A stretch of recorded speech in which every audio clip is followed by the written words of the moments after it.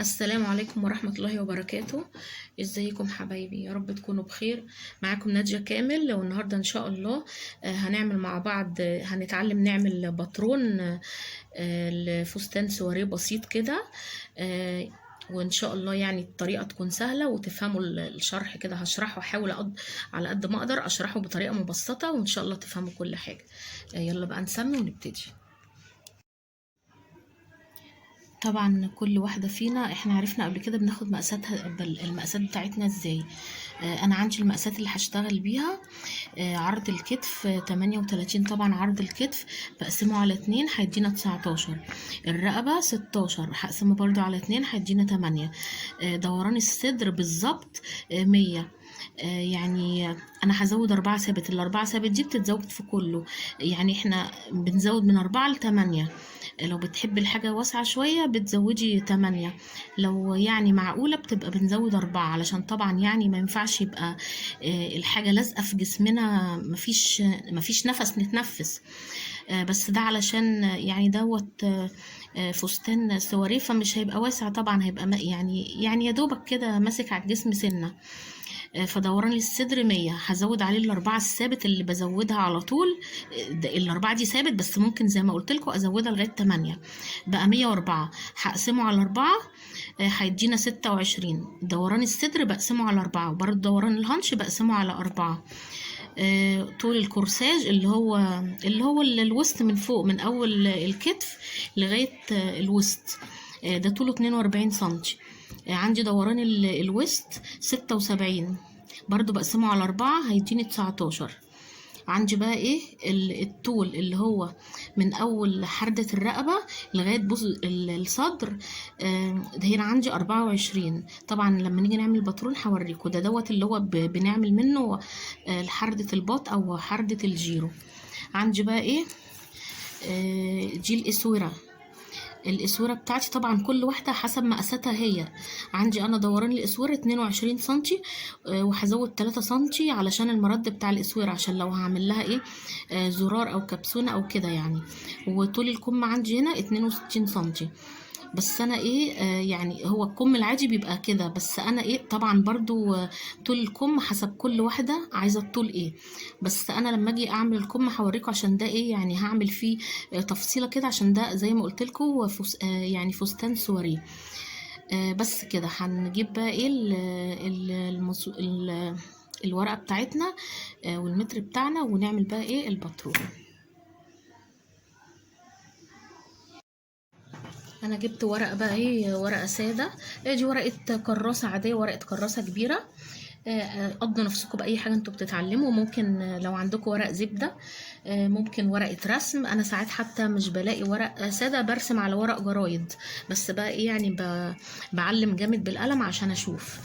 عندي الباترون بتاعي باخد الطول عشان ده الكورساج بتاع فوق بس. لو هعمل بلوزه مثلا يبقى باخد طول البلوزه كله، ودوران اكبر حاجه في الجسم اللي هي دوران الهانش لو هعمل بلوزه او فستان. لكن انا هعمل الكورساج اللي فوق بس ده، فهيبقى عندي طول الكورساج اللي هو من الكتف لغايه الوسط، وعندي دوران الصدر، لان دوران الصدر في المنطقه اللي فوق هو ده اكبر حاجه. انا عندي هنا حسب مقاساتي دوران طول الكورساج 42، يبقى انا كده ايه لازم الطول ده يبقى 42 سنتي. بصوا هو عندي هنا يعني 40 سنتي ونص بالظبط، فانا هاخد الطول ده وهبقى ازود 1.5 سنتي على القماش وانا بعمل، عشان الورقه بتاعتي مش مكمله. العرض بقى عندي دوران الصدر كان 100، زودت 4 بقى 104. قسمتهم على 4 بقى 26، يبقى هاخد العرض بتاعي يبقى 26 اهو، 26 كده اهي. وبرده كده هاخدها من تحت علشان لما اعمل خط مستقيم يبقى ايه الخطوط بتاعتي مظبوطه. 26 اهي. هوصل بقى كده ال26 دي كده بال26 اللي تحت، عشان يبقى ايه عشان الباترون بتاعي لو مظبوط يبقى ايه القماشه اللي انا هخيطها تطلع مظبوطه ان شاء الله. خلاص كده ابتدي بقى ايه اطبق المقاسات اللي احنا عملناها. عندي عرض الكتف عرض الكتف 19، هو كان 38 قسمناه على 2 بقى 19 اهو. هاخد بقى 19 من اول هنا، من اول الحرف 19 سنتي لغايه هنا اهي كده 19 سنتي. عندي الرقبه 16، وبرده الرقبه لو هتعمليها ماسكه على رقبتك 16. ممكن لو حد عايز الرقبه تبقى واسعه شويه 16 نصها 8. لو عايز الرقبه بتاعتك تبقى واسعه شويه ممكن تخليها 18.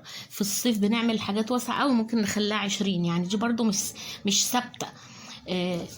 الرقبه بقى يعني هو المفروض انا بدل ما اعمل باترون للامام وباترون للخلف هو الباترون هعمله بس من ورا بقى. حردة الخلف من ورا باخدها 3 سنتي، يعني هو 8 زي من قدام بس بعمل 3 سنتي بس اهو 3 سنتي كده، وباخدها دوران كده بقى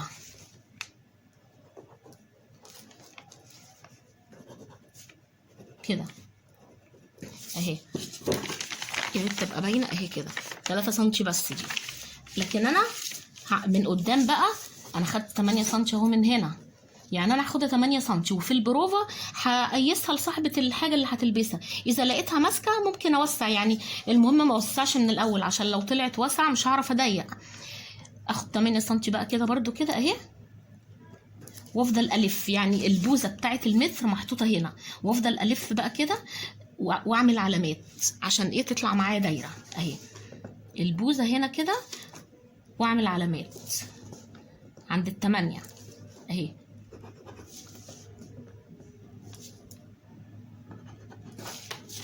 اجي بقى ايه امشي على العلامات اللي انا عاملاها كده.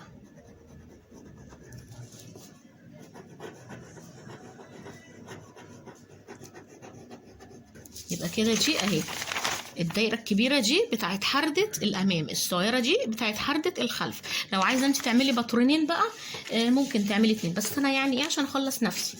وحرده الكتف بنزل 3 سنتي كده، يعني الرقبه من ورا بنزل 3 سنتي والكتف برضو زيه بنزل 3 سنتي كده اهو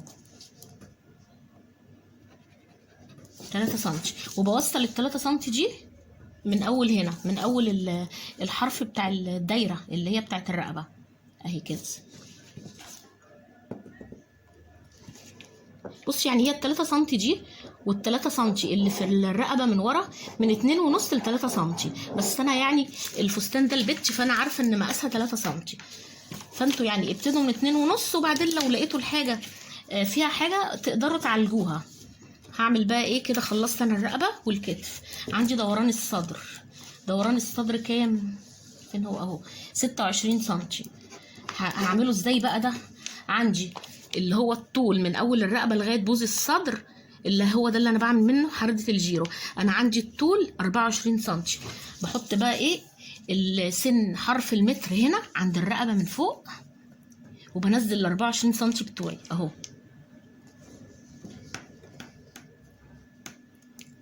ال 24 سنتي جت هنا اهي. هروح بقى عامله ايه. طبعا دي المقاس دوت حسب كل واحده، يعني مش ثابت.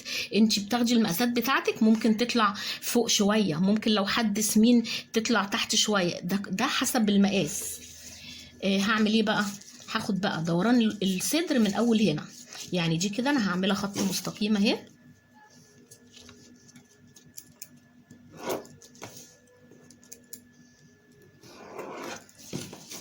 ناخد بقى ايه.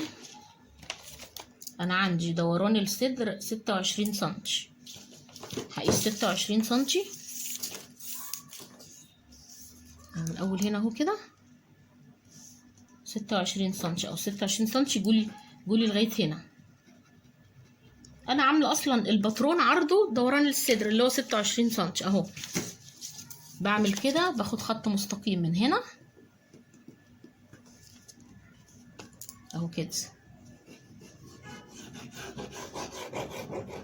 باكد تاني الدوران الطول ده اللي هو من البوزه لغايه الصدر ده مش ثابت عند كل واحده غير التانيه. انا عندي ده عشان ده فستان سواريه فعاملاه مبحبح شويه، يعني مش لازم، لان الكم ده انا هعمله واسع جدا وفي كشكشه، فلازم يبقى الفستان واسع. لان في موديلات تانية هيبقى اقصر من كده، يعني دي مش هتبقى 24 سم، ممكن تبقى 22 بس، ممكن تبقى 21، كل واحده حسب مقاسها. هعمل ايه بقى. هطلع من هنا 5 سنتي، يعني النقطة دي اللي بيتلاقي فيها الخط ده بالخط ده هطلع كده 5 سنتي لفوق عشان اعمل الدورانة بتاعت حردة البوت. اهي 5 سنتي اهي اهي، واروح بقى ايه جاية من فوق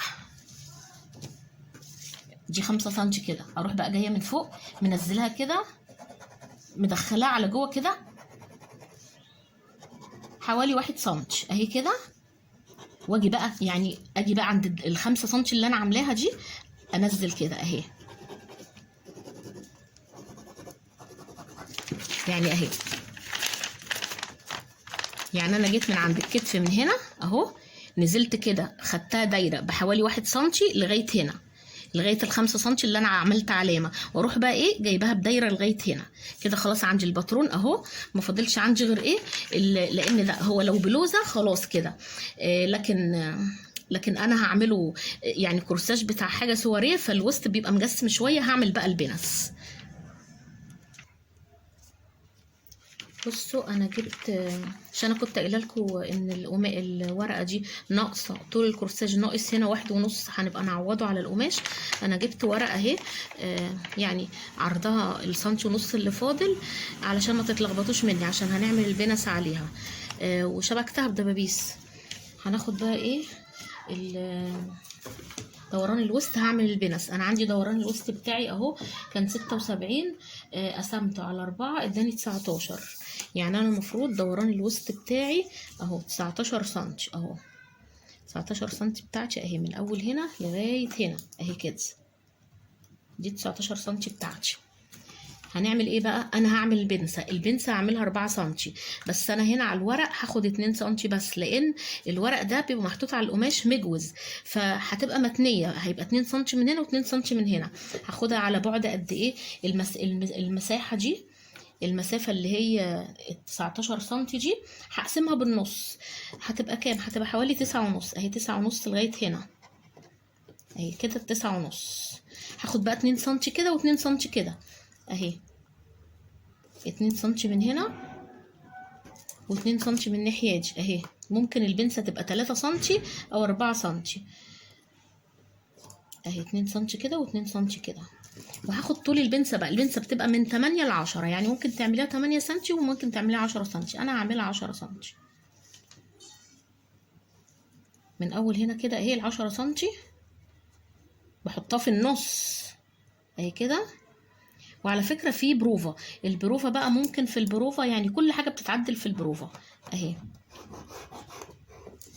بمسك بقى ايه، بوصل دي كده اهي بالاتنين السنتي اللي انا عاملاها من هنا كده اهي، ومن هنا كده اهي بوصلها كده تاني. بس انا كده ضيقت من القماشه 4 سنتي، يعني القماشه بتاعتي ضيقت منها 4 سنتي، لازم بقى ال4 سنتي دول اعوضهم من الجنب. انا المفروض الجنب بتاعي اوصل بقى خياطه الباط اللي هي دي بدوران الوسط اللي هو ده، اللي هو كانت 19 سنتي، بس انا خدت 4 سنتي دي لازم اعوضها. ال4 سنتي دي بطلع لبره 4 سنتي بدل اللي انا خدتها اهي، وبوصل بيها بقى كده، اوصل دي بال4 سنتي اللي هي الجديده، عشان انا لو ما زودتش بدال البنسه الحاجه تبقى ضيقه عليا. بس كده خلاص، كده الباترون بتاعي كده خلاص.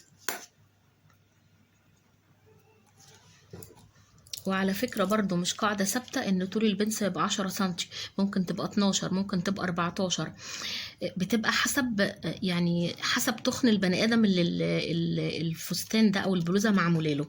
والحاجات دي كلها لما بنعمل بروفة بتتظبط. احنا البنسة هنقصها دلوقتي على الورق، بس في القماش مش بتتقص. يعني انا دلوقتي هقص بقى ايه، هفرغ البنسة كده اهو حسب ما انا رسمة.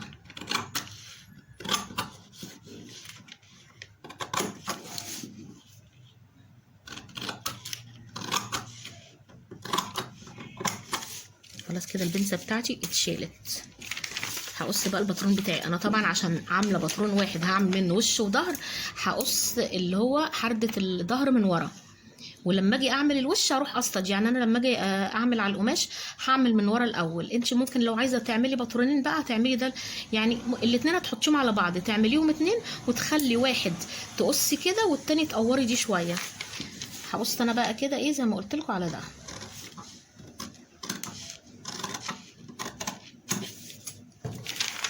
وبعد كده اهو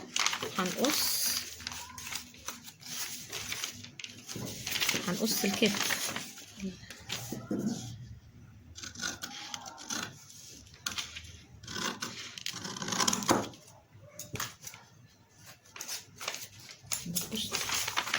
بعدين هنقص حردة الباط اهي.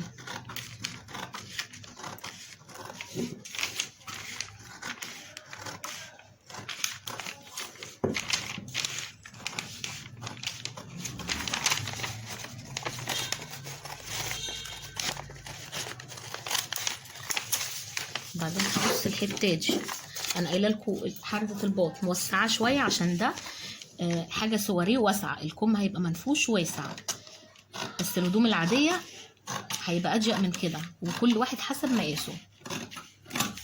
بس كده خلاص، كده الباترون بتاع الوسط خلاص. وطبعا الجيبه مش هنعمل لها باترون، هقصها معاكم على القماش علشان دي جيبه كالوش، فطبعا يعني هجيب لها باترون قد ايه. والكم برضو ايه هبقى اعمله معاكم. كده الفيديو ده كده ننهيه على كده علشان ما يطولش اكتر من كده. الفيديو الجاي بقى ان شاء الله هنحط الباترون على القماش ونقص سوا. يلا اشوفكم على خير في رعاية الله في فيديو جديد، مع الف سلامة.